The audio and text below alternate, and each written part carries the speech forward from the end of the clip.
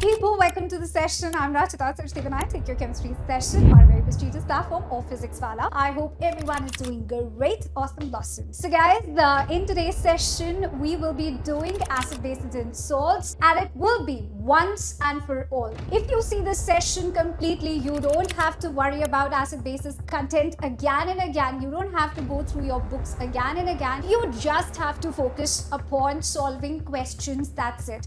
And to find the questions and the notes of today's session, there is a link given below. So you can just go click that link. That will take you to the app where you will also find free batch, and you will take a look on the notes of today's session and DPP, that is daily practice paper, where you will be finding questions related to acid, bases and salts. So let's begin without any delay. Chakre Fateh. Let's have some high energy and high josh. Acid, bases and salts. Let me give you a very crisp and a clear knowledge about this chapter, a quick revision without much of hassle.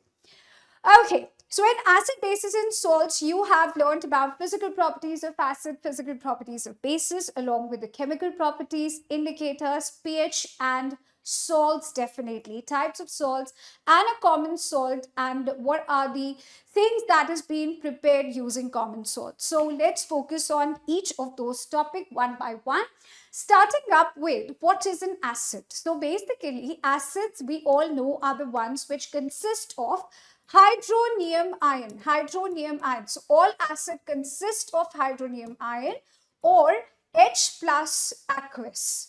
So you have to write it AQ if you are writing H plus, otherwise H3O plus will be the best option. Now, if we talk about physical properties of acids, most of the acids are sour, bole to khatta in taste, as well as they're little sticky if we touch them. But problem is that we are not supposed to touch anything just like that. So for that, we have indicators, right? Now, if we talk about certain physical properties of bases, they are bitter in taste, means kadwa. Along with that, they are slippery and soapy in touch. If you have ever done ghar ka kaam, and if you've ever tried to cut or chop okra, that is bhindi, or ladyfinger, so you might have felt that slipperiness in your hand, that sliminess. It's the same kind of feeling that you get once you touch any kind of a base like detergent or soaps and so on.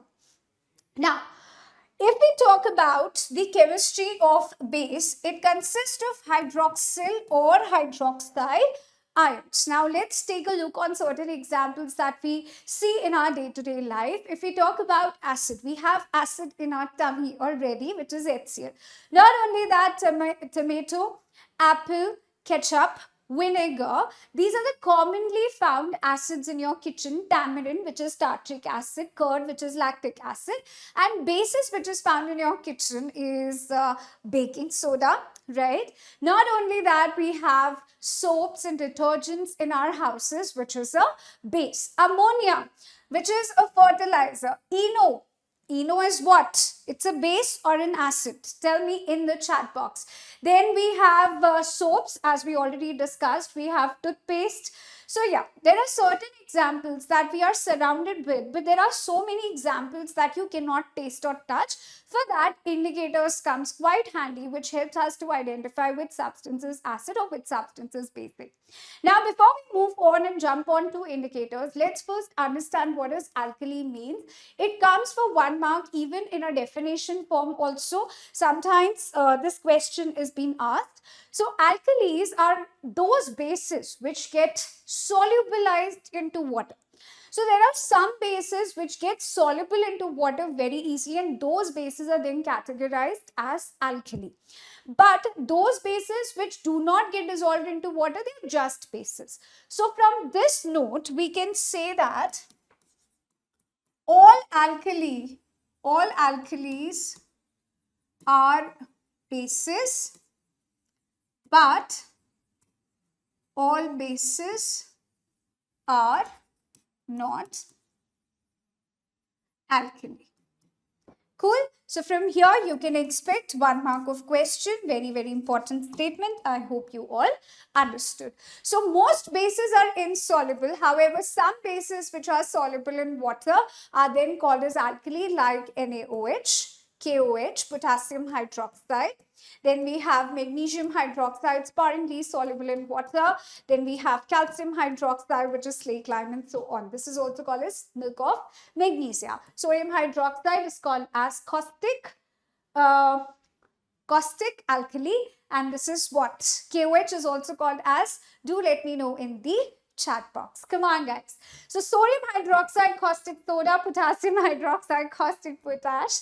Then we have calcium hydroxide, which is slaked lime. And then we have aqueous ammonium or ammonium hydroxide. Now from this part also, you sometimes get question for 2 marks. Let me explain this to you in detail. Okay? Now, ammonia has no OH minus, no hydroxyl ion.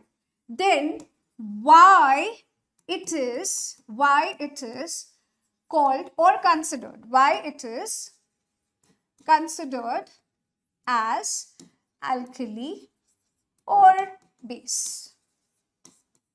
Don't you think so that it's a valid question to pop in your mind? So what happens here is ammonia is a base, but once we mix it into water, it forms ammonium hydroxide. Now ammonium hydroxide will eventually break into ions and form ammonium NH4 plus OH minus ion. Now we all know it's a weak base. What is it? It's a weak base. Why? Because it is partially ionizing. It is partially ionizing. So resultant would be molecules in some ions. Some ions and molecules will be there as the final result. So because of partial ionization, ammonium hydroxide is considered to be as a weak base. But ammonium hydroxide is generated from where? From ammonia. So you remember, A is equals to B is equals to C, therefore A is equals to C. The funda is somewhat like that. So let's consider A, B, C. So if A is equals to B is equals to C, then C is equals to A. Ammonia is considered to be as a base because it eventually forms hydroxide ions once it is dissolved into water. So that's what you will going to explain this in this particular question. All right, guys. Now it's time for us to detect acids and bases, because as a good child, as a good person, you're not supposed to taste or touch anything that comes in your way. That's what our parents teach us since the childhood, right? Don't take things from strangers, don't eat this, don't eat that. So don't touch or taste anything that you find fascinating, or once you enter laboratory, try not to be very curious and taste things or touch just without any knowledge. So to identify whether a substance is acid or base, we have indicators, and indicators are of different types. One of it is natural, synthetic, and olfactory indicator. Now, if we talk about natural and synthetic, these two indicators are basically color changing. Color changing indicators. That means with a change in color, they will help you to identify whether a substance is acid or a base. But on the change of smell, on the basis of smell, olfactory indicator will help to identify acids or base. But olfactory indicators are used by visually impaired people mostly. Now, coming to natural and synthetic indicator, now the most common examples or the common natural indicators that we have in our laboratory is litmus, either in form of litmus solution or litmus paper. Usually in laboratories of schools, we have litmus paper because it is Sasta Sundar Tikau, and we have it of two colors, that is blue and red. Then we have turmeric powder, which you can do it at home also. You can perform that experiment at home also. And we have hibiscus. Hibiscus in Hindi we call it as gudal ka phool. And you've already learned about sexual, asexual reproduction in lower grades about hibiscus or a China rose. That is also one of the common indicators we use in a form of natural indicator. Then we have cabbage and so on. Now, if we talk about synthetic indicator, methyl orange and phenolphthalein are something which is commonly found in your laboratories. Now, how the change in color will help you to identify acids and bases? So, let's take a look here. In case of litmus, acidic, in case of acid, there would be change of a blue litmus into red, yes. And in case of basic, that red litmus will turn into blue. Now, if it's a solution form, please remember, if it's a solution form of litmus, it would be originally purple in color. That purple will also give you the same result. If purple turns into red color, it's an acid. If it turns into blue, it would be a base. And if there would be no change, it's a neutral solution. Turmeric. Now, let me give you a real life example. All of you can actually relate with this. If you're wearing white, especially a day when you're wearing white, there would be a place where you get a stain. Maybe a turmeric stain from a curry that you're eating. And suddenly, there is a voice coming in your ears. Go and wash it, otherwise it will not come out. You can't eat it properly or what. Whenever you wear white clothes and you stain it and it's hard to wash it and so on. You know whose voice is that, right? Now, once you go and try to wash it, if you just wash it using water, that stain will not go. If you wash it using soap or detergent, which is a base, that yellow color stain of turmeric will turn into reddish brown color, and eventually it will fade away if you put it into sunlight. But if you try to put any acidic substance, there would be no change, and if a neutral substance like water has been placed over it, there would be no change. That's how you can remember turmeric ka color change. Now, red cabbage, it's going to be turned into pinkish or red color in acidic medium, bluish green into basic, and remain purple in case of neutral. Now, China rose. China rose is basically pink, very light pink color indicator. You can make it at your home if you have China rose in your garden. Pluck it, put it into hot water overnight. Now, strain it. A small amount of that liquid would also be used to identify a substance in your house, whether they are acid or base. If you put even few drops of it into any substance and it turns into dark pink or a magenta color, it's acidic. If it turns into green, it's a basic. And if there is no change, that means that particular solution would be a neutral one. Now, if we talk about synthetic indicator. Synthetic indicators means phenolphthalein, methyl orange. Now, from name itself, it screams out loud. It is orange in color. So, that means that orange changes into pink in an acid, orange changes into yellow in a base. Now, phenolphthalein, one of my favorite experiment, it is originally colorless. Now, if you put even a single drop of phenolphthalein into a basic substance will give you a beautiful pink color. Even if you put single drop, I'm saying it's a magic, it's a treat to an eye. But in an acid, even if you put whole bottle of phenolphthalein, that will not show any color, that will remain colorless. So that's how you can identify with the change in color. Okay, moving further to the classification of acids and bases. So whatever we'll be learning on the basis of classification would be both for acids and bases. That's common for both acids and bases. So please keep that in mind. So now, based upon strength and based upon concentration, whatever explanation I say, you can fit them into a category of acids and bases, both. Now, you might have heard about some people stating that this acid is quite strong, this acid is quite weak, or a base is stronger, or a base is weaker. So what decides the strength of acids and bases? And what decides the concentration of an acid or base? Whether they are diluted, whether they are concentrated, how will you decide that? So on the basis of strength, if we talk about strong acids or if we talk about base, same. Weak acids or base. So this strength part is decided based upon degree of dissociation. Okay? Degree of dissociation or the extent of dissociation. If particular substance is 100% ionized, 100% ionized, it would be considered a strong acid or a strong base. Now, if there is a partial ionization, in that sense, it would be considered as either weak acid or a weak base. For example, NaOH. NaOH, whenever you mix it with water, NaOH will break into ions and give you 100%, almost 100% ions of Na plus and OH minus. So they will form 100% ions. That means 100% ionization is happening. That is why I can say that this is a strong base. Similarly, if I take an example of ammonium hydroxide. Ammonium hydroxide, when mixed with water, that partially ionizes into ammonium ion plus hydroxide ion, and there would definitely be few molecules of NH4OH which is not broken completely into ions. So eventually I have a result of ions and molecules, as I've already mentioned this before. Cool. So on that basis, it is considered to be as a weak base.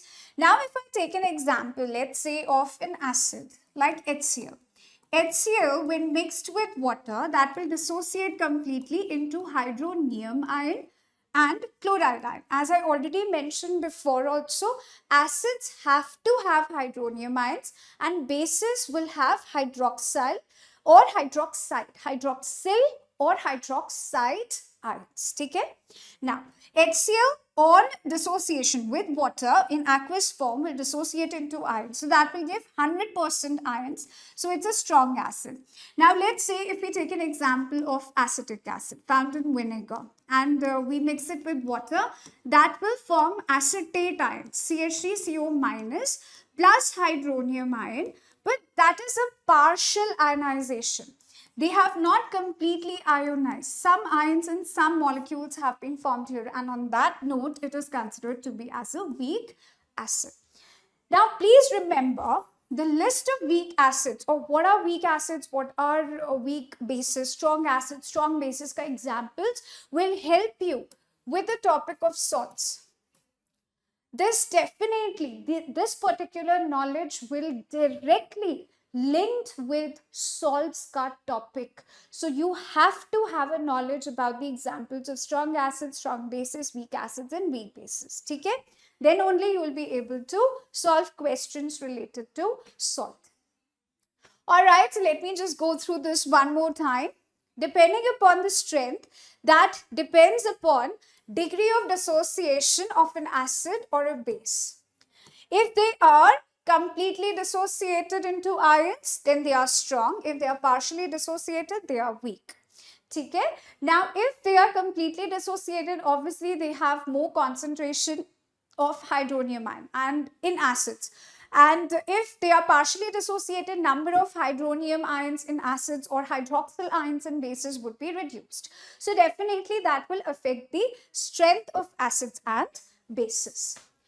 Now, if we talk about the concentration part, why we say a particular acid or base is concentrated or dilute, how we decide that. So, it depends completely upon the amount of water. Amount of water in an acid or a base. Like, if percentage of water is more than the percentage of acid or the percentage of base taken, then it is considered to be as a dilute form. Concentrated form means when the percentage of water is way less than percentage of acid what you have taken or a percentage of base you have taken, concentration of base that you've taken. So depending upon that, it would be considered as concentrated. Less water, more of acid, concentrated. More of water, less of your acid, it's a diluted form. Dilute means more amount of water. And definitely it is less dangerous on your skin than the concentrated one, because obviously in concentrated you have more of acid, you have, it's more thick also. You can also remember this way. In laboratories, you might have seen bottles, glass bottles kept in the shelves, labeled as dilute form of HCl, concentrated form of HCl. Concentrated forms are always kept into a small glass bottles and dilutes are always kept into a bigger glass bottle. They are more liquidy than the ones which are in the smaller bottle. They are more viscous, they are more thick. So concentrateds are always thicker as compared to the dilute form, because dilute forms have more amount of water present in them. Okay? I hope this is how you can all remember and relate. Now I have a question for you guys. Tell me, think about it before you answer that. Okay? I have given you a dilute form of CH3COH and a dilute form of HCl. Similarly, concentrated form of CH3COH and a concentrated form of HCl. You have to tell me which is a strong acid and which is a strong or a weak acid. Which is a strong acid, which is a weak acid. Think about it and write the answer in your notebook. Cross-check what I have written. See, now mostly you guys have a myth. You have a myth. If it's a dilute form, it's a weak acid. If it's a concentrated form, it's a strong acid. That is a myth you guys have. Now, listen to me very carefully. Dilute and concentrated has nothing to do with strong or the strength of an acid. Remember, strength of an acid is decided based upon the extent of ionization.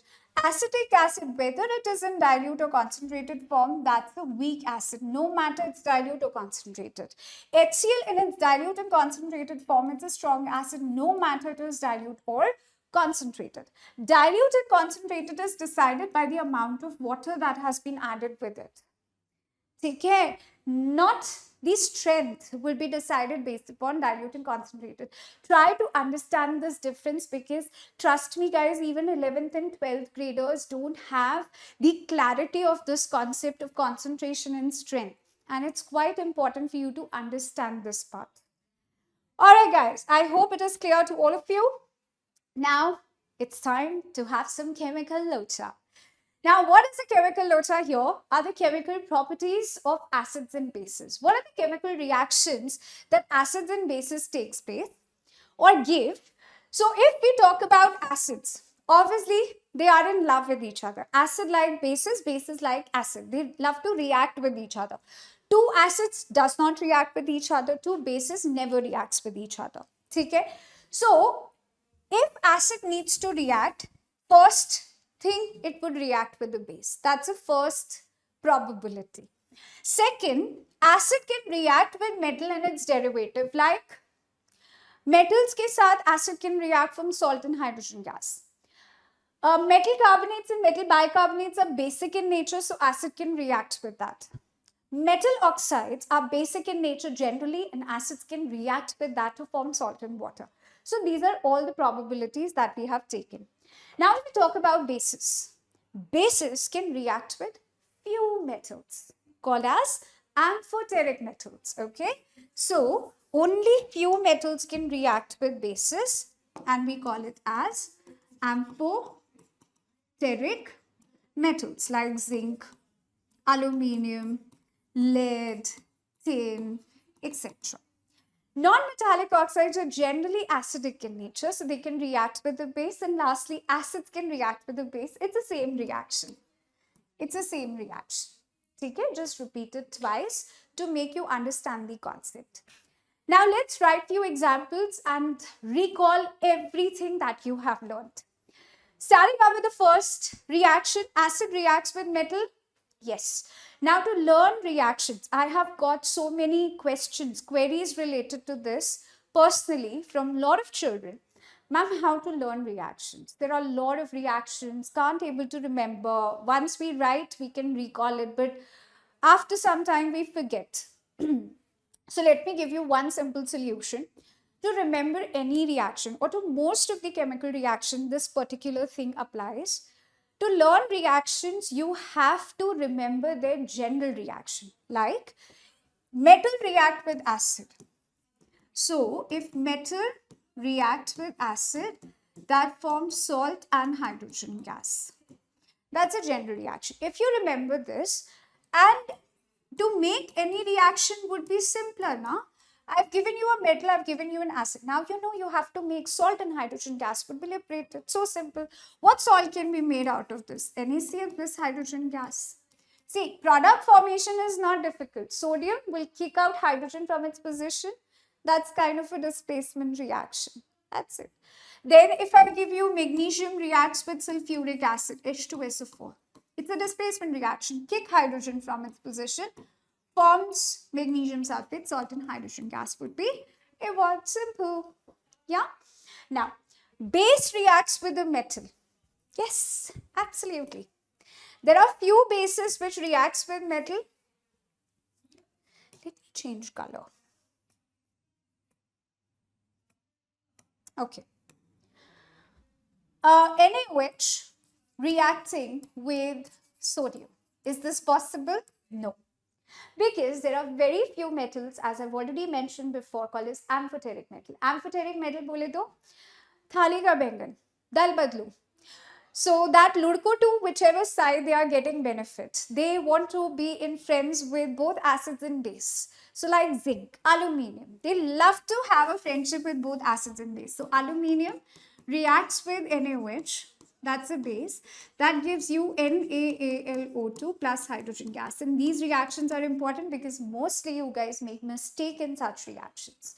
Okay, that's called sodium aluminate. Similarly, if potassium reacts with NaOH, will that give you a reaction? No.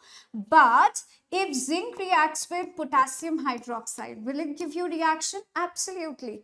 Zinc being amphoteric can react and gives you K2 ZnO2 plus hydrogen gas.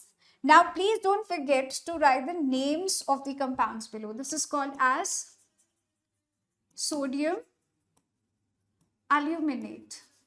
This is called as potassium zincate. Okay? I hope it is clear. Moving on to another chemical property, acids react with base. And what type of reaction is that? Think about it. It is neutralization reaction, or it's a double displacement reaction. It's a part of double displacement. Like for example, NaOH, that's a base reacting with acid HCl. So that gives you salt, NaCl plus water. So you have to remember a general reaction. When acid reacts with base, it gives you salt plus water. Okay? Now in this also you have a same general reaction. Metal reacting with the base gives you salt plus hydrogen gas. Okay? I hope that is clear. Yeah? Okay. Moving on to acids reacting with metal oxide. Now, what are metal oxides? Like copper oxide, sodium oxide, potassium oxide, and so on. So, most of the metal oxides are basic in nature. Let me recall this part for you all. Metal oxides, mostly they are basic in nature. Some of them are amphoteric in nature. Basic means like copper oxide, sodium oxide, potassium oxide, magnesium oxide. Now those who are amphoteric in nature like zinc oxide, aluminium oxide and so on, lead oxide, these are amphoteric oxides. So if basic form of oxide is there, they will definitely react with an acid. Like copper oxide reacts with acid like HCl, form copper chloride plus water. So I can give you a general reaction here. Whenever metal oxide, I'll write it here. Whenever metal oxide reacts with an acid, that gives you salt and water. What type of reaction is this? It's again a neutralization reaction. It's a basic substance reacting with acid, give you salt and water. It is again a neutralization reaction. Okay.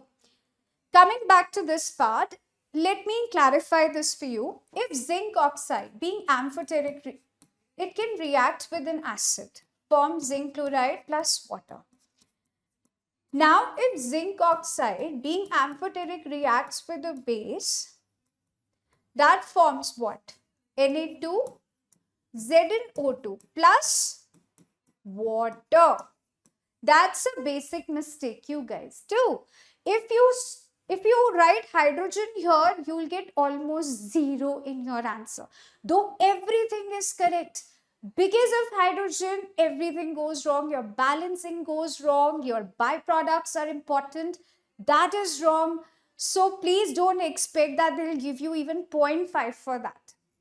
So for that reason, I'm writing a general reaction here. If it's a metal oxide, which is amphoteric, that reacts with a base, or an acid reacts with base or acid, that will always form salt and water. That's your general reaction. Okay, I'm writing general reaction with everything so you can mention it in your notes and make a chart of it. Okay. Base react with non-metal oxide. Non-metal oxide like carbon dioxide, sulfur dioxide, sulfur trioxide, and so on and on and on. Now there are again two kinds of non-metallic oxides. Please mention non-metallic oxides are of two types, two nature. Now mostly they are acidic in nature and some of them are neutral with a pH equals to 7. Neutral like water, it's a non-metallic oxide, carbon monoxide, nitric oxide, etc. They are neutral non-metallic oxides. Now once we talk about acidic, it's carbon dioxide, sulfur dioxide, sulfur trioxide, nitrogen dioxide, and so on and on and on. So let me show you one example here to justify this reaction. If non-metallic oxide is acidic, they will easily react with a base to give you salt and water. So let's take carbon dioxide reacting with a base which is calcium hydroxide slate lime. What will be the product formed here? Come on guys, that's most common reaction you have seen since grade 8th actually. Carbon dioxide passing through lime. Carbon dioxide passing through lime water. It turns it milky, guys. So carbon dioxide when reacts with calcium hydroxide, it's a base. Carbon dioxide is an acidic non-metallic oxide. So that forms calcium carbonate, CaCO3 plus water. Calcium carbonate is giving that milky color. So that milky color comes because of calcium carbonate, which is formed in this particular reaction. Now, what is the type of this reaction? It is again one of the example of neutralization reaction. So I hope it is all cool till here. Cool. Okay. Moving on further to another chemical property of acids. So we all know that metal carbonates or metal bicarbonates like sodium carbonate, calcium carbonate, magnesium carbonate, or we could take magnesium bicarbonate, calcium bicarbonate, or sodium bicarbonate, and so on and on and on. They are all usually basic in nature. So you complete this general reaction for me. Whenever any metal carbonate or bicarbonate being basic in nature react with acid forms dash plus dash plus dash. So that will form salt, water, and carbon dioxide gas would be evolved. Cool? Cool. Let's take an example. We already did this before. Sodium carbonate reacts with HCl, that forms a salt, NaCl, plus water plus carbon dioxide. See, if you remember a general reaction, two of your products are sorted already. Now, what you have to work upon is making a salt. How you can make, it's a double displacement reaction. Exchange of ions take place. Sodium takes the position of hydrogen, forms sodium chloride, and that's it. Simple. Product formation is not easy. It's just tough in your head That's it, because you see reactions and you get so anxious. But it is so simple to make a reaction, guys. You just have to open your mind and start working upon it. Okay, on that note, ta-da, we have a pH scale in front of you. pH scale and its application comes for 2 to 3 marks. So it doesn't come for 5 marks ka question or 4 marks. Usually 2 to 3 marks. Now what they ask, definition of pH, or maybe they'll give you some colors ka question and they'll ask you approximate pH value, or they will ask you about the applications of pH, uses of pH, reasoning questions and so on. So what is the use of pH? Let's start with that. And what is pH? pH basically stands for potence of hydrogen, potential of hydrogen, or power of hydrogen. What is the power of hydrogen? Hydrogen ions can tell you a strength of acids and bases. You remember I told you if there are more dissociation of ions, it would be a stronger acid or a base, and if it's a partial dissociation of ions, it would be a weaker form of acid and base. So if there are more number of ions or more number of hydronium ions in an acid, its strength would be greater. That means it would be considered as a strong acid. See, in theory, it sounds so good that 100% ionization strong, partial ionization weak. But can you see ions? Can I see ions? No, bhai. I don't have that Divya Drishti with me that I can see ions, and neither do you. So we need something to identify the strength of acids and bases, whether they are strong, whether they are weak. And to be honest, you have indicators to identify acids and bases. That part is already sorted. You will get to know which substance is acid, which substance is base. But to find out the strength, whether they are strong, whether they are weak, can only be identified by pH. Strength can be found out by pH. That's it. Okay. So, potential or potence or power of hydrogen. I hope you understood this word. Yeah, power of hydrogen, potential of hydrogen, or potence of hydrogen. Now to identify the strength, we have a scale here, works from 0 to 14. Works from 0 to 14. In between, we have a neutral part. In between, it's a neutral part. 0 to 7, it's acidic. 7 to 14, considered to be as a base or an alkali. And if pH value lies at 7, it is neutral. Now, colors is something you need to remember, but I'm not saying you have to remember the exact color. It's not possible. So you have to remember the range of colors. Listen to me very carefully, because sometimes you fail to answer such questions.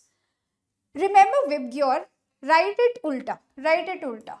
V, I, B, G, Y, O, R. Okay? Now at least you have an idea that violet, indigo, in between, it's a strong alkali, because higher the value, it's stronger would be a base. So lower the value of pH, stronger would be the acid, right? So towards red, it's a highly strong acid. Reddish orange, strong acid. But if it's between yellowish green, it's a weak acid. Between bluish green, it's a weak base. So at least the range of pH you can identify with the colors. This much knowledge you should have. Nobody is asking you to give the exact colors. Nobody is asking you to give the exact pH value. It is not possible without doing an experiment. We also know that, examiner also knows that, but you should have at least this much of tentative knowledge about the colors and pH value. Okay? Alright guys. Now there is one very important relation. pH is inversely proportional to H plus ion concentration. Now what does this mean? pH and H plus are inversely proportional. Means if I lower the pH value, H plus ion will eventually increase. So if we go to a zero side of pH, acid ka strength would increase. If pH value is increased, that means we are going towards the higher side, towards 14 side, then H plus ion ka concentration will decrease. That means we are moving towards basic or alkali side or a weaker acid side. Now, most of the students have asked me one thing. Ma'am, does bases have H plus ions or does acids have OH minus? And I would say yes. Ideal situations are never possible. Like 100% H plus, 100% OH minus ion. Ideal situations are not possible on earth. Okay, there is nothing like ideality or something which is 100%. So yes, there are very few H plus ions which are found in bases also, but they are negligible. So we don't consider those concentrations or the numbers. Okay. All right. Now, what are the applications of pH? Now, ma'am, you are just teaching us pH for so long. Now, at least tell us where we can actually use it. It is definitely related to our day-to-day life. Your health is because of the balancing of your pH. Your mouth or your teeth looks very shiny, very neat and clean because of the pH balancing. So many animals are surviving because they defend themselves using pH defending mode, like honeybees or wasp, even plants, even soil. Whatever you are eating comes because, or you can eat it, those cultivations are done because of the balancing of pH values. So we are directly or indirectly surrounded by pH and by balancing the pH value. Like for example, if I tell you, our akka body, our whole body has to be around 7.1 to 7.4 optimal. That should be a pH value of our entire body. If it goes below that or if it goes higher than that, we will definitely fall sick. So we have to maintain a pH value of our body, and separately for our tummy definitely, and for our mouth, because we eat and enzymes are released. So mouth ka pH cannot fall below 5.6. If it 5.5, if it goes below 5.5, your tooth decay will going to start. Your enamel, the most strongest part of your mouth, will start corroding, and nobody wants that. You want your beautiful smile to be intact. So please brush your teeth at least twice a day. Now, we all are aware about water pollution, right? It's a sad moment to see. And to maintain the pH level for the aquatic life, from time to time, some basic substances are thrown into lakes. Why? Because of acid rain or pollution, pH of water decreases, which is not good for aquatic life. It becomes acidic. So they balances the pH by putting either quicklime or calcium hydroxide, slaked lime. So rainwater ka pH is less than 5.6, and that's the acid rain. This comes for 1 mark in MCQ. Be prepared for this, okay? Next, tooth decay, as I already told you, the nicest and the strongest part which makes your teeth look shiny and white is an enamel, right? That enamel is made up of calcium hydroxyapatite, which is a crystalline form of calcium phosphate, and it's the hardest substance in your body. So we have to take care of it. It's a natural gift that has been given by God. So that smile needs to be maintained. For that, you need to brush your teeth, and toothpaste consists of alkaline substance to balance the pH level of your mouth. So mouth ka pH should not go below, lower than 5.5. That will start corroding. Definitely it will start corroding. Okay, so digestive system has HCl, and definitely we have to maintain that. Now, if you eat a lot of puchkas, imagine you're eating a lot of golgappas and spicy food. So you have acidity because you are increasing the level of acid in your stomach, which is already acidic. So if that pH is not maintained, you feel burning sensation, you have that burpiness, and it gives you discomfort, right? So to remove that or to release that discomfort, what do you take? You take milk of magnesia, or you take Eno, Pudin Hara, Diagene, right? These are all antacid, and these antacids are all basic in nature. So acidity, excess acidity, I'll write it for you here. Excess acidity will be resolved by taking antacids. Antacids like pudin hara. Digen, milk of magnesia. What is milk of magnesia? Magnesium hydroxide, MgOH whole twice. It's a mild base. It comes into a bottle which is dirty white in color, and those bottles look similar to like of Gelusil or Digen. And it is available in pharmacy. So yeah, you can take a look. Now, this is something which I am afraid of, and I don't want to have this moment again. I was stung by honeybee at least thrice, and that pain was so bad, so bad. Now, why do we get that kind of a pain after getting stung? So they releases methanoic acid. What is methanoic acid? It is formic acid. That's the IUPAC nomenclature. It is methanoic acid. Methanoic acid is the IUPAC nomenclature. Formic acid is the common name. HCOOH is the formula. So this acid has been released in our body, which causes a lot of pain. And if we put any basic substance over that, maybe a baking soda paste, can give us relief because it balances the pH level of our body. And same does by nettle leaves. Nettle leaves have little hair-like structures on the corners, on the stomata side. So if you are getting rubbed by it by accident, you'll be having a lot of blisters or maybe itching or redness. So same acid has been released by those leaves also as a defense mechanism. That's it.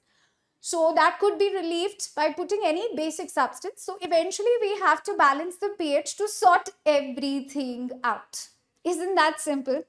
Now the beauty of nature, let me just wait here and introduce you to the beauty of our nature. Nearby nettle plants, you will always find dock plants. Not dog, dock. They will be nearby that, and that's a medicine. Those are basic in nature. So if you are ever going on a hike or on a trail and you're ever stung by such leaves, you'll find the medicine nearby. You can just rub dock leaves on your hands or wherever you have been stung, and you will definitely going to feel a relief. So it's time for us to move on to our next topic, that is salt. So we are done with acids, we are done with bases. Now if I ask you to write 3 examples of acids, 3 examples of bases, and 3 examples of salt, in which part you will be most comfortable with? Tell me. Most of the children will be comfortable in writing the examples of acids and bases, but you're not that comfortable in writing the examples of salt, because more or less you're aware about one common salt, that is sodium chloride, isn't it? That's the truth. Even if I ask you 5 examples of acid, bases and salts, you won't be able to write 5 examples in one go for a salt. I'm talking about most of the children. Why?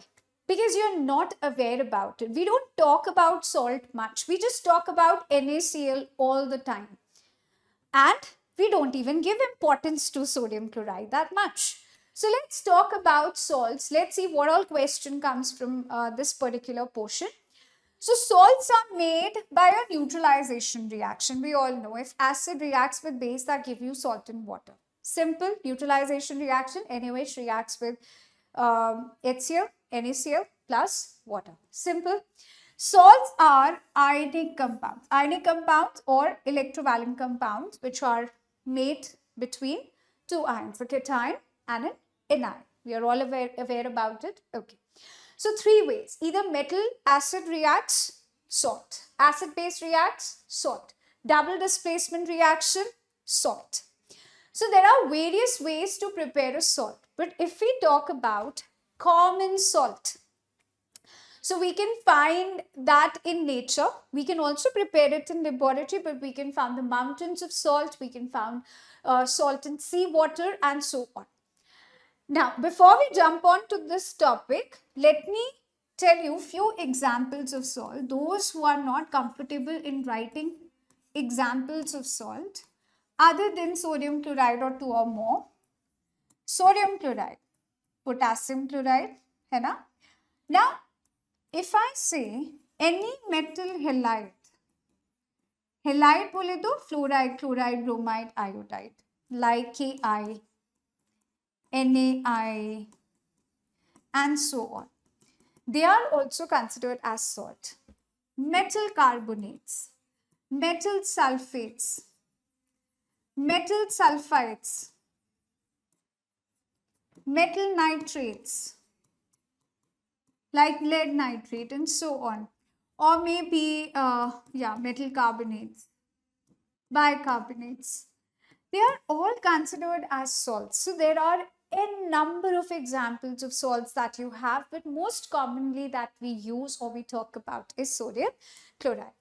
Though in today's session also we'll be focusing upon sodium chloride, but before that, let's talk about types of salt.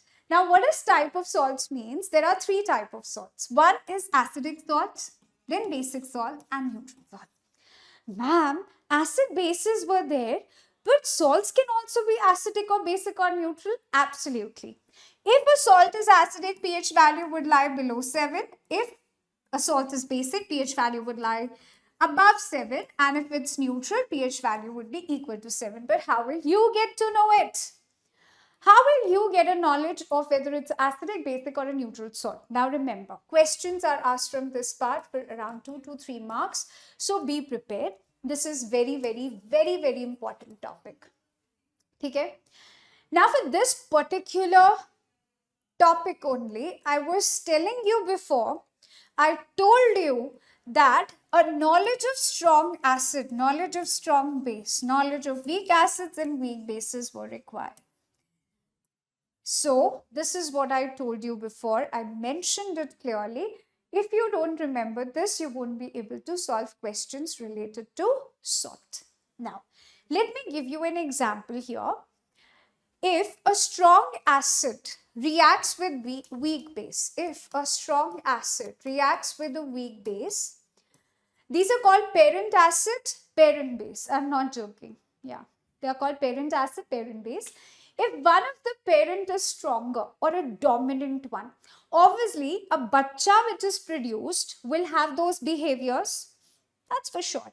If acid is stronger, so the bacha, that is salt, would be produced having the properties of acid. So it would be acidic salt plus water. Ma'am, how did you write water?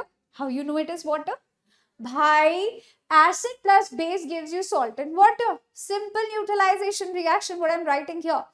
It's strong acid reacting with weak base, and how I decided it's an acidic salt based upon the parent. If one of the parent is stronger, its characteristics will be shown into a child, into a bacha, into a salt. Now, if it's a weak acid reacting with a strong base, then a salt would be definitely a basic salt plus water. Now, if both of these parents are weak acid and weak base, then we'll be having a neutral salt plus water. Now, one more thing which is important for you to know, if both of them are strong, then what? In that case also, child would be, or a salt would be a neutral salt plus water. Like if both the parents are dominant, then bacha would be neutral. If both the parents are very weak in nature and they don't have their own opinions and all, so bacha would again be neutral. But if one of the parent is stronger, then those characters would be revealed into a child. So that's how it works. So accordingly, you can maintain the pH. If acidic salt is there, then pH is less than 7. You know? If basic salt is there, pH is greater than 7. If it's a neutral salt, in both the cases, pH is equal to 7. Now, for your knowledge, I have given you most important salts here. Like sodium chloride. It's a neutral salt made from strong acid, strong base. NaOH is a strong base.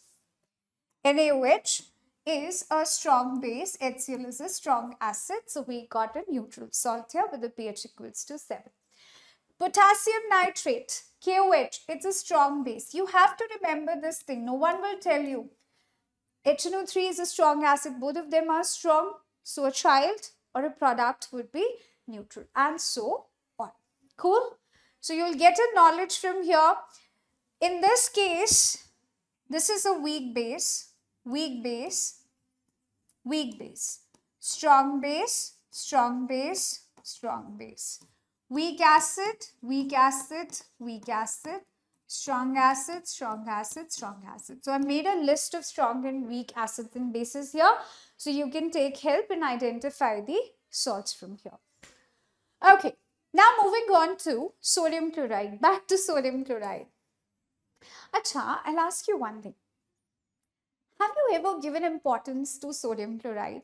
Like in your dreams, you're getting sodium chloride. You're thinking that I can't even breathe without you. I can't live without you. Have you got such dreams? Yeah, of sodium chloride, loving sodium chloride, like anything. It's your best friend. No, right? We don't give importance to sodium chloride, but we should.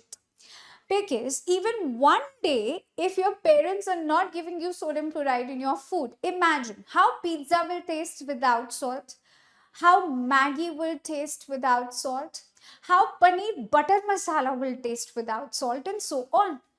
Salt is life, or your life is tasteless without salt. Don't you think so? So start giving importance to salt from now on. Okay. Not only that, sodium chloride affects lot of industries directly and indirectly.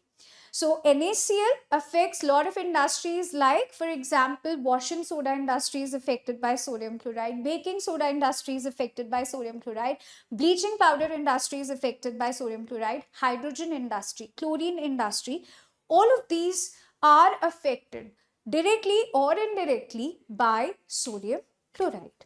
So let's take a look on what are the uses of sodium chloride and how NaCl is being used as a raw material in different industries. So it is used in manufacturing of soap, in pickles as a preservatives, for curing meat and fish, for cooking food obviously, melting ice, raw materials for the chemicals. Now this is what we have to focus upon as a raw material. So NaCl as a raw material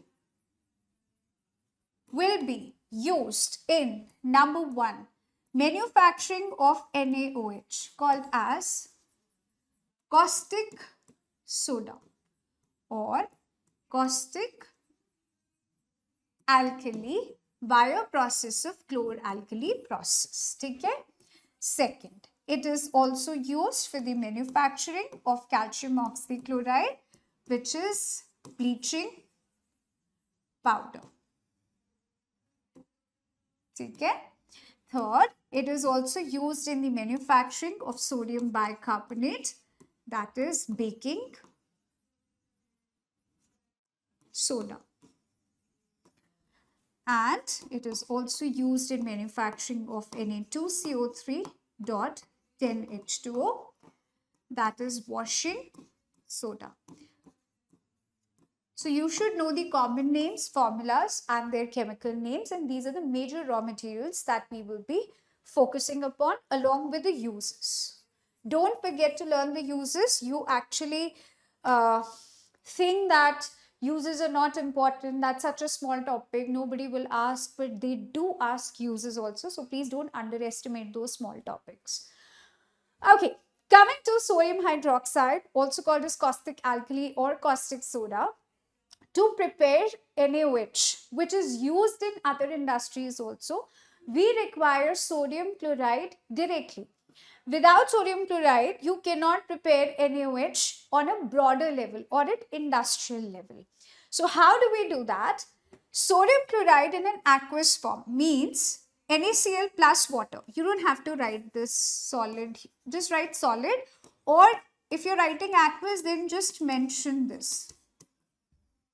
This is correct. NaCl solid plus water or NaCl aqueous, then you don't have to write water here. Don't have to mention water. Okay. Now, once you are mixing these two together, in presence of electricity, we are getting NaOH, chlorine gas, hydrogen gas. Now, a mixture of sodium chloride and water, basically namak ka pani, salt water. In chemistry, we have a very fancy name to it, and we call it as brine solution. What we call it as? We call it as brine solution. Cool? So when NaCl mixed with water in presence of electricity, that gives you sodium hydroxide, chlorine gas and hydrogen gas. Now what kind of questions are asked here? Number 1, name the process, chloralkali process. Second, write a reaction and it should be a balanced chemical equation. Third question, they'll ask you where chlorine is collected, where hydrogen is collected, where NaOH is collected. And sometimes they ask you to draw the diagram and show the entire process with a reaction for 4 to 5 marks. So these are the types of questions that you can actually expect from this particular topic. Okay? So let me show you a reaction and a process here. Though diagram is already on screen. So we have a container. Let me draw it for you actually. So let's say we have a complete setup here where there is a membrane in the center. Okay? Membrane which allows only positive ions to pass through. We have an outlet here. Okay? Then we have one inlet here and we have one inlet here. Okay? We have 2 electrodes placed here. I'm telling you how to draw the diagram also in your paper. 2 electrodes attached to the battery, positive, negative. From here you are putting sodium chloride. From the other side, we are putting water. Now, what will happen? Positive side of electrode will be acting as anode. Negative side electrode will be acting as cathode. It will be automatically negatively charged and it will automatically be positively charged. Now, what all ions we have here? We have Na plus, Cl minus. Here we have H plus, OH minus. Now, look at the membrane. Membrane can allow only positive ions to pass through. Now, will H plus ion will pass through and goes towards anode? Will that be beneficial? No. H plus ion don't want to go towards positive electrode. Instead, Na plus wants to go towards other side. Na plus wants to run from there, wants to run to the other side. And membrane allows only Na plus to pass through and move towards negative electrode. Now at the same time, Na plus found OH minus. Na plus found OH minus and that eventually make your caustic alkali, guys, that's NaOH, collected near cathode. Where it is collected? Near cathode. At the same time, at anode, oxidation takes place. That means oil. I have already taught this multiple times on this platform. Oxidation is loss of electron.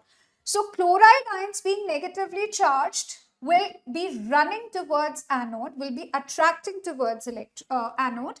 Cl minus will going to lose electrons and form chlorine gas. This chlorine gas would be then collected at anode. At the same time, simultaneously, everything is going simultaneously at cathode. At cathode, reduction takes place, and reduction means gain of electron. Reduction is gain of electron. It's a shortcut. Now, being negatively charged cathode, cations will move towards it, and what is the cation left here? H plus, because OH minus ion is already made a bond with Na plus, it's gone. So we have H plus will go towards negative cathode. We're going to gain electrons and release hydrogen gas. That hydrogen gas would be collected at cathode. Simple. Done and dusted. Okay, I hope it looks simple, right? It is simple. Just a diagram.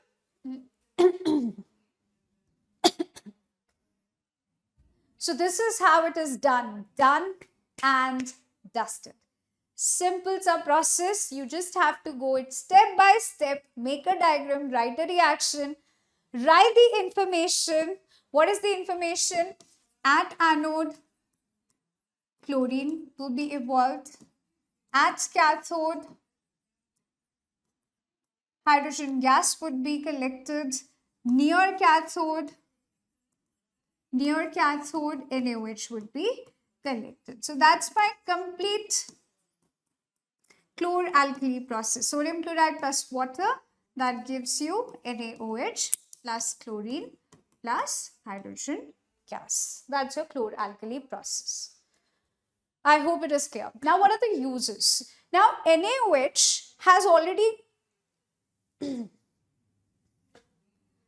Now, what are the uses? Using NaCl as a table salt, you have got hydrogen, chlorine and NaOH. They have their further uses, like hydrogen would be used in the formation of fertilizers, that is ammonia, in fuels, and later on they are combined and used in medical industry, like HCl would be used in cosmetics as well as cleaning steel.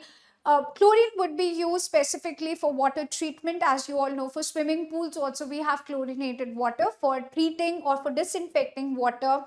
Then we have NaOH used for degreasing metal, detergent, paper making and making artificial fibers. And if you mix Cl2 and NaOH together, that leads to a formation of bleach, which is having its further use. So you can actually take a look on how many industries are affected directly or indirectly by common salt, sodium chloride. Start giving it a little importance from now on. Alright guys, moving on to our second salt, that is calcium oxychloride bleaching powder, CaOCl2. How it is prepared? It doesn't use sodium chloride directly, but it uses chlorine, which is made by sodium chloride. So in the first reaction in chloralkali process, chlorine gas was produced. है ना? That chlorine gas is actually used here, reacted with dry slaked lime, calcium hydroxide, that gives you calcium oxychloride plus water. Now, what are the uses of bleaching powder? We all know that's used in cosmetics, for bleaching your hairs, for as an oxidizing agent in industry, for the manufacture of chloroform, and for bleaching wood and for linens and shirts and other clothes and so on. Now, baking soda, it's something which is asked in your paper multiple times. Formula should be known. It should be on the tips. All the formulas, common names and the chemical names. Baking soda is sodium bicarbonate or sodium hydrogen carbonate. That's one of the salt where sodium chloride is again used as the direct reactant. It is being consumed directly to prepare baking soda. Now just imagine, sodium chloride is used to prepare bleaching powder, which you don't eat. And sodium chloride is making baking soda that you eat. Sodium chloride is used to prepare washing soda, means खाने से लेकर धोने के सामान तक, it's making everything. It is so versatile, guys. Sodium chloride, it's named as a common salt, but it's not that common, है ना? Okay. Coming back to sodium chloride when mixed with water, it is called as brine, है ना? But once it is mixed with ammonia, it is then called as ammonical brine. What it is called as? It is then called as ammonical brine. Please remember that, ammonical brine. So what has happened here, to prepare baking soda, we require a brine solution with ammonia. So that's ammonical brine. With that, we'll take very small amount of carbon dioxide, we'll pass through it, and what we get in return as a product, we are getting baking soda, and a byproduct, we are getting ammonium chloride. I hope that's clear. That's a preparation of baking soda. Now we know that there are a lot of uses, used as an antacid, it's used in soda acid fire extinguisher, used while baking, while cooking. It makes the pakoras very crispy. Not only that, it is also used for making baking powder. There was a time when I didn't know a difference between baking soda and baking powder. And I know that most of you are still not aware about a difference between baking soda and baking powder. So guys, baking soda is used to prepare baking powder, and while we are baking, we actually use both to get that fluffiness in the cake or in the breads. So when we add baking soda with a mild acid like a tartaric acid, mild edible acid, that gives carbon dioxide, which provides that fluffiness to the cakes and fluffiness to the breads and other desserts that you eat. Yeah, it's mouth watering. So that's how you get it from baking soda and baking powder. Now moving on to the next one is a washing soda. Washing powder Nirma, washing powder Nirma, doodh se safedi Nirma se aayi. Okay, jokes apart. Sodium carbonate decahydrated. These 10 water molecules are called as water of crystallization, as you're all aware about it. Water of crystallization provides the color to the compound. So let me clarify this here itself. Water of crystallization. Water of crystallization has two jobs to do. One, provide color and provide crystal structure. These are the two applications, I would say, or the significances of water of crystallization. What are water of crystallization? It is the fixed or definite number of water molecules attached to the loose chemical combination of a compound. Like copper sulfate dot 5H2, we have 5 water of crystallization. In blue vitriol, we have 7 water of crystallization. In calcium sulfate gypsum, half H2, we have Hemi, half water of crystallization. In calcium sulfate or 2H2O, that is gypsum, we have 2 water of crystallization. And similarly, in washing soda, we have 10 water of crystallization. But how sodium chloride is used as a raw material here?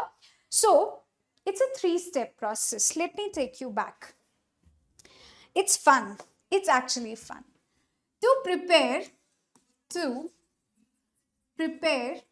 washing soda using sodium chloride, first sodium chloride mixes with water and ammonia. Ammonical brine passes with carbon dioxide, make sodium bicarbonate and ammonium chloride. Okay? First step, that we'll prepare baking soda.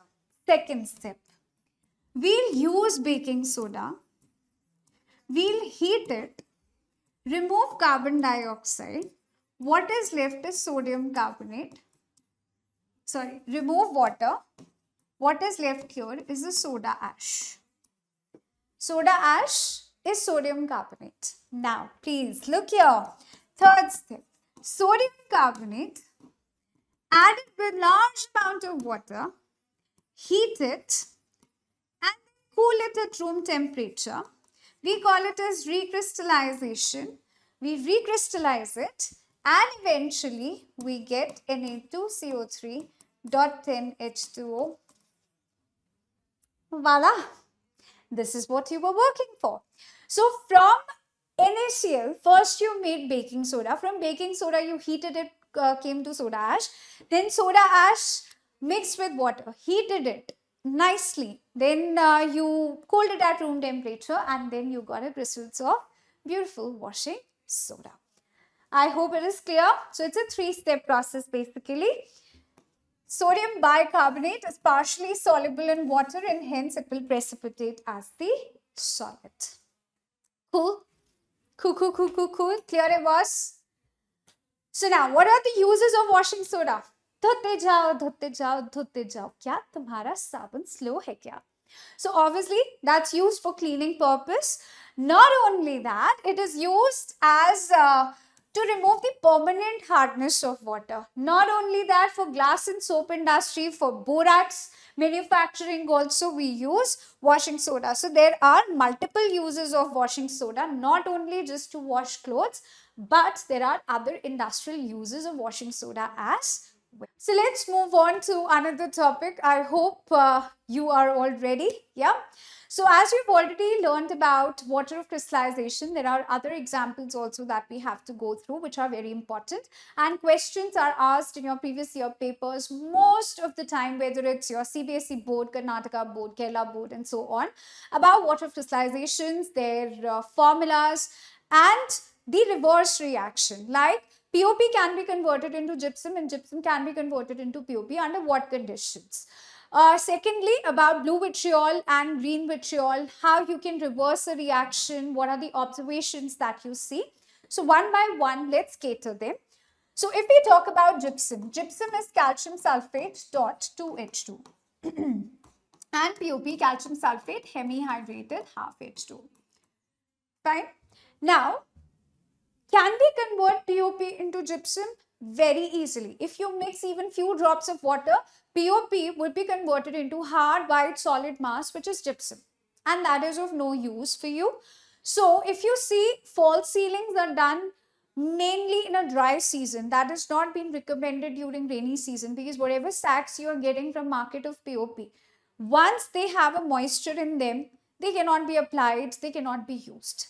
Because converting gypsum into POP is not something you can do it at home or in a normal places. It has to be done at a very high temperature. That means if I want to convert gypsum into POP, I have to heat it at 373 Kelvin. And then only it will lose some water molecule, that is 3/2 water molecules, and it will be converted into POP, that is a plaster of Paris powder, calcium sulfate, hemihydrated. Hemi bole to half water molecule. So this is one of the questions that is asked in your paper. Next is about blue vitriol, green vitriol. Firstly, water of crystallization, color, observation. Blue vitriol is copper sulfate dot 5H2O. Now, if you heat these crystals, that forms copper sulfate plus all those 5 water molecules, or the water of crystallizations will be lost. There was a point that I told you, significance of water of crystallization. Water of crystallizations are used to provide color and crystal structure. Let's prove it. So, in first situation, in original situation, it's a blue color crystal. Once we heat it, all those water of crystallizations are lost, and as well as with water of crystallization, the color has been lost, because now blue color turns into white color. Not only that, earlier it was crystal and later that has become anhydrous powder, turned into anhydrous powder. So this proves that with the loss of water of crystallization, colors and crystal structure is also being lost. And please don't think that water of crystallization are making a compound wet. No, it is not making it moist. It is just giving it a crystal and a color. Cool, boss? Cool. Yeah. Same goes with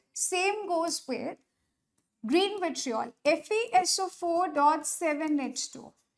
That is pale green color crystal. On heating, that loses all water of crystallization and left with dirty white color powder. Again, it proves the same thing. Now, these reactions can be reversed if you put even a small drop of water.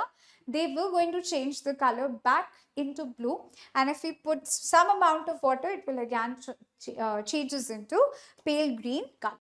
Alright guys, so now it's time for us to practice some questions. So congratulations, we are done with the chapter of acid, bases and salts once and for all. If you have any questions, any queries, you can ask me in the chat box.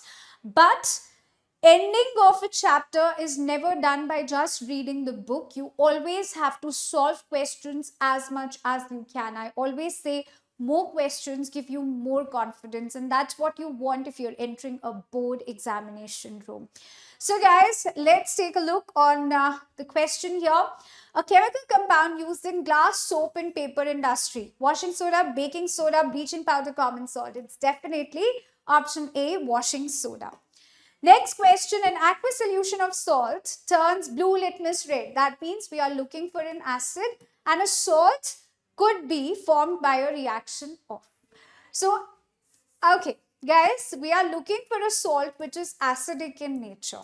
Okay? Acidic salt could be formed when strong acid reacting with a weak base. So, we have to find a combination here of a strong acid and a weak base.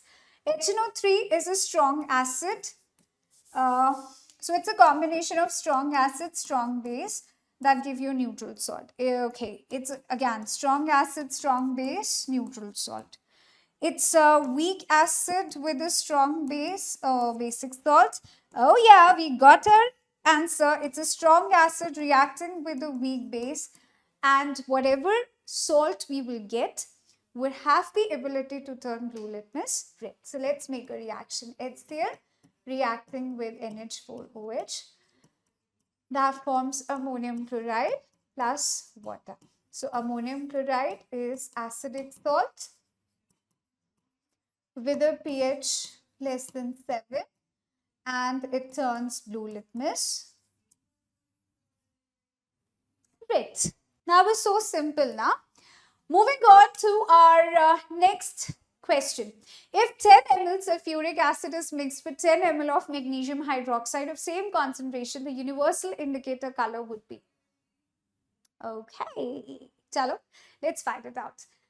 H2SO4, strong acid, reacting with magnesium hydroxide. It's a strong base. So we'll definitely get neutral salt. And what do we know?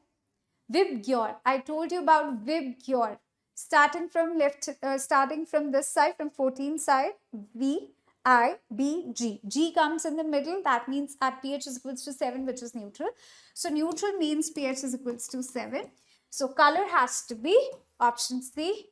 I hope you have identified the correct answer. Still, if you have any questions, you can ask me in the chat box.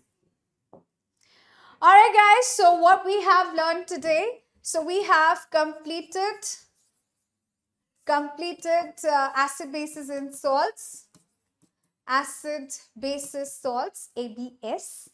And in that we have done everything from scratch, whether it's physical, chemical properties of acids and bases, pH, applications of pH, water crystallization, salts, manufacturing of other salts using NaCl as a raw material. Then we have done POP, gypsum, few examples like blue vitriol, green vitriol, and so on with the previous year questions. So do remember those questions which I gave you, and this question also have already been asked in multiple boards like CBSE, in Kerala board also, Karnataka board also, Tamil Nadu board also. So please keep in mind that whatever I'm teaching you here is important, very, very important, and you can make your notes. And in fact, I already mentioned this before, notes have been given with the link that you can see at the bottom. So click that link, you can go and directly find the notes of today's session. Along with that, there is a DPP daily practice paper which you can solve, and practice and practice makes everyone perfect. So that was it from my side, guys. That's your homework question. Do solve this. Thank you so much. It was lovely meeting you all, and फिर मिलेंगे चलते चलते in our next session. Till then, stay safe, stay happy. Always, this is me, Rashida Sachdeva, signing off. Bye bye.